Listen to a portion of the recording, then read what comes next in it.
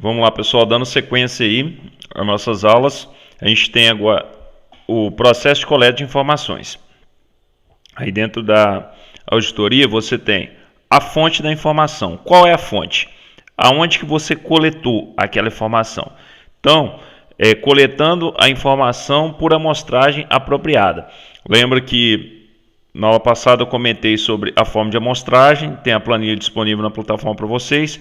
Então, a amostragem, ela é uma amostragem representativa e significativa.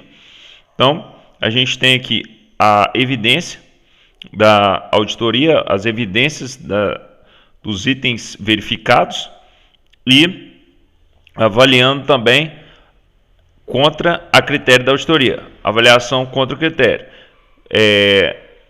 Isso é, aquela evidência serve para aquele critério? Por exemplo, uma evidência pode servir para mais de um critério. Então, é importante também o auditor ter essa ciência. Uma evidência pode atender mais de um critério. Constatação da auditoria. Então, ele faz uma análise crítica, o auditor faz uma análise crítica para, então, elaborar o seu relatório aí com as devidas conclusões e análises que sejam verídicas do processo. Vamos pensar aqui. Como que o auditor vai fazer para preparar essas conclusões, preparar o relatório? Primeiro, ele foi lá e verificou a realidade. Como que é a realidade daquele ambiente que ele auditou? Então, como que ele fez isso? Coletando evidências. As evidências que ele vai coletar será sempre baseado em critérios. Então, as evidências versus o critério, você tem a constatação da auditoria. Então, a constatação ela é composta pelo critério da auditoria mais as evidências, ou versus a evidência. Então, você tem lá o objeto ou objetivo também da auditoria com as constatações. Então, aquele era o objetivo. O que foi constatado é isso. Então, está de acordo? E esse está de acordo ou não está de acordo vai estar nas conclusões da auditoria. Ok? Passando aqui então, a gente tem a reunião de encerramento. No início eu falei, você sempre tem uma reunião de abertura. Então, essa reunião de abertura é presidida pelo líder da equipe de auditoria. E a reunião de encerramento também é presidida pelo líder da equipe de auditoria. Nessa reunião de encerramento, existe a apresentação das constatações e conclusões da auditoria e alguns questionamentos, caso necessário. Então, por ambas as partes, auditor e auditado.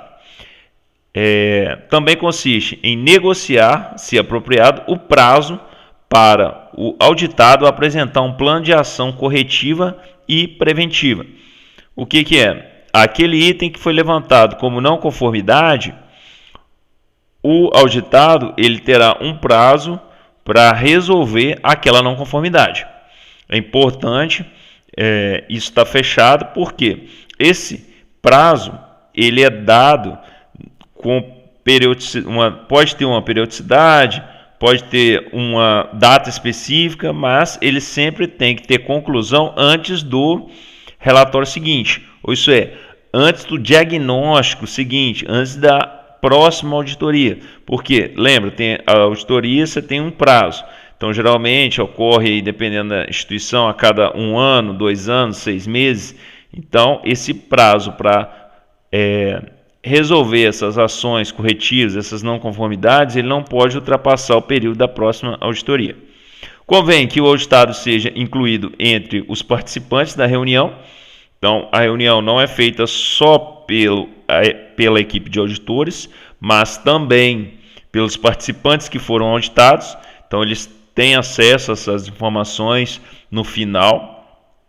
E pode concluir também o cliente da auditoria e outras partes e partes interessadas. Então, nessa reunião de encerramento, muitas vezes pode ter pessoas ali, líderes, presidentes, gestores, diretores, que não participou de todo o processo, daquela coleta de informação, acompanhamento, observação das não conformidades, diagnóstico, mas elas geralmente participam para saber como que ficou o fechamento e o alinhamento. Então essa reunião, ela costuma ser uma reunião um pouco mais demorada e maior do que a reunião de abertura.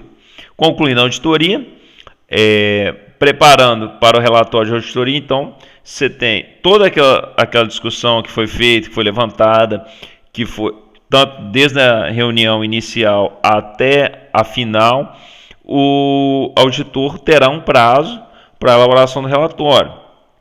No próximo bloco, vamos mostrar um relatório de auditoria para vocês e analisar aí o relatório de auditoria. Aprovado e distribuído o relatório de auditoria, então, depois você tem a aprovação e a distribuição desse relatório, pode ser de várias formas, né? Bem específico por empresa.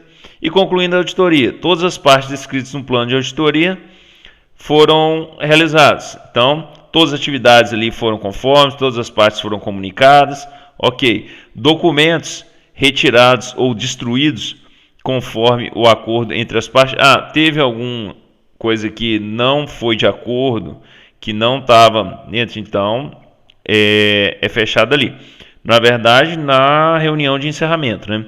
O sigilo pode ser requerido por lei. Então, a auditoria, como eu falei, você levantou uma informação via entrevista, você não vai pôr o nome da pessoa, mas caso aí seja necessário, isso você não vai pôr no relatório, mas caso seja necessário ver por lei, mas quem que você auditou? Beleza?